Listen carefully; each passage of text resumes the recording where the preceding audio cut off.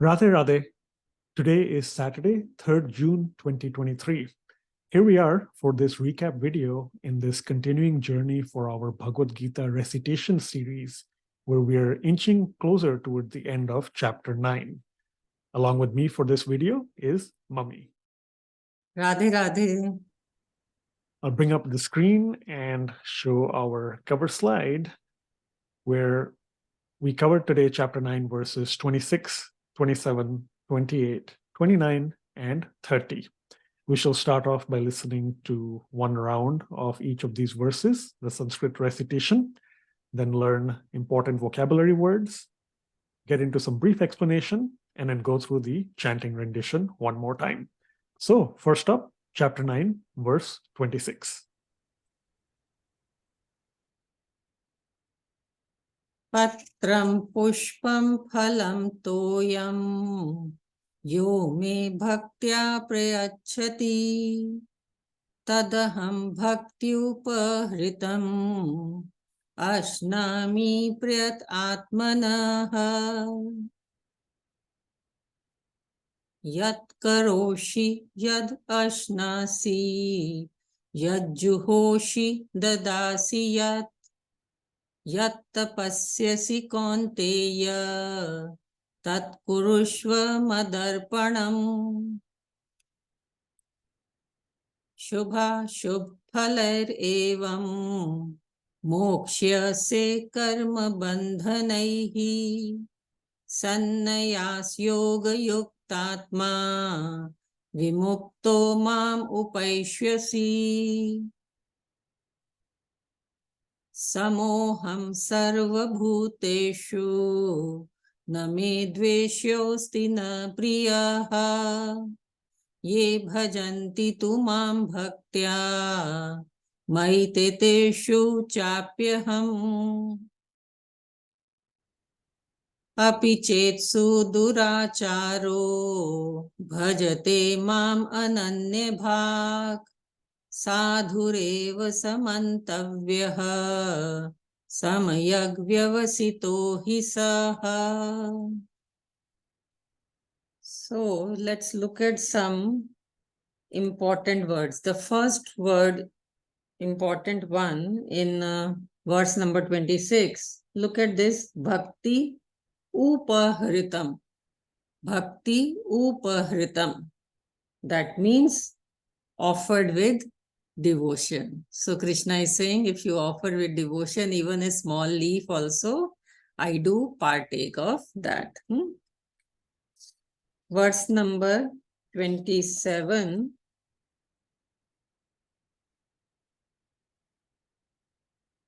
Let's look at the word mad arpanam. Mad arpanam means, again, as an offering to me. Offering to Sri Krishna. Chapter 9, verse 28. Let's look at Upaishyasi. Upaishyasi means you shall reach. Krishna is giving the whole formula, how you can reach Sri Krishna. Verse 29. Look at dveshayaha. Dveshayaha means not inimical. That means he is not opposing or he is not a virodhi or opponent. Okay? Even if he is equally disposed to everybody. That's what. The only thing he wants is pure devotion. And verse number 30, very important word, ananya bhak. That is what Sri Krishna is asking. Do exclusive devotion, ananya bhak, exclusive devotion to Sri Krishna. So over to you, Gagan. Yeah, thank you, Mummy. Let's look at brief explanations for each of these verses. So chapter 9, verse 26, the catchphrase here as a question is flower or fruit. We know the answer actually is that either one works, but that has to be offered to Sri Krishna with devotion. In fact, in this verse, we see that it is so easy to worship Sri Krishna. There are no strict rules to follow, such as the rituals needed when propitiating the celestial gods. Here, all that needs to be done is that Sri Krishna is concerned only with the love when making our offering, not with the worth of the offering. Therefore, he says you can offer a leaf, flower, fruit, or if nothing else, even just water, but all with love. So as you can all now see unveiled for the cover slide from the past few weeks, again, leaf, flower, fruit, water, but the essential element is that consciousness to do it with love, the heart that is involved. Chapter 9, verse 27, special offer. Catchphrase here is Sri Krishna making a proposition to us, but that offer that he's making is that we should in fact offer everything to Sri Krishna.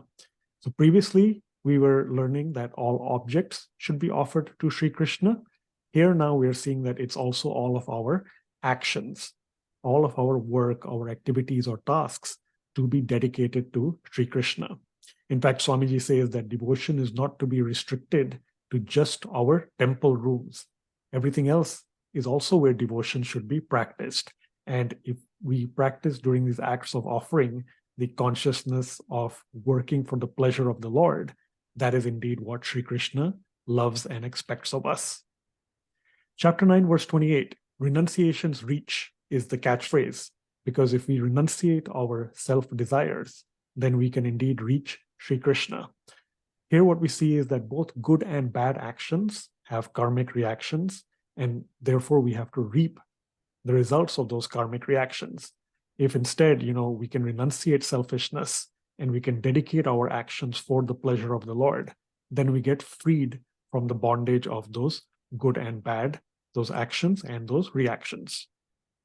Chapter 9, verse 29, as a question, the catchphrase asks, differing disposition. So here we are wondering if Sri Krishna, especially based on the previous verse, is partial perhaps to his devotees. However, most of us or even all of us might think or expect that God is perfectly just. And in fact, Sri Krishna does clarify here, he probably sees it important to do that he is not inimical or partial to anyone. However, the distinction to keep in mind is that those who do not love him, they are not eligible for his grace. They are bereft. They're spiritually deprived of his grace because they have not prepared their hearts as eligible, pure vessels to receive that grace. Finally, chapter 9, verse 30, virtue of the vilest. Sounds contradictory, but here we see from Sri Krishna himself that even the vilest, the worst sinners, they can have one good virtue, which is if they exclusively devote themselves to God, then they are also to be considered righteous because they have made the proper resolve. In fact, this is the transforming power of bhakti. It is so potent that even these worst of the sinners can become reformed. The example Swamiji gives is of Valmiki, who could, at an earlier stage, not even say those two syllables that are in Sri Ram, Lord Ram's name, Ra, Ma. He couldn't. So his guru instead made him say them in the other order, Ma, Ra, Ma, Ra. Continuously said, Ma, Ra, Ma, Ra, Ma, Ra, Ma, Ra became Rama, Rama, Rama. And that is the story of how one such vile sinner could become transformed through bhakti. So that is chapter 9, verses 26 through 30. We shall now once again hear their Sanskrit rendition. Verse 26. Patram pushpam phalam toyam yo me bhaktya prayachati tadaham bhakti upahritam ashnami prayat atmanaha yat karoshi yad ashnasi yad juhoshi dadasi yat yat tapasyasi kaunteya tat kurushva madarpanam shubha shubha phalair evam mokshya karma bandhanaihi sannayas yoga yuktatma vimukto mam upaishyasi. samoham sarvabhuteshu na me dveshyosti na priyaha ye bhajanti tu mam bhaktya maite teshu chapyaham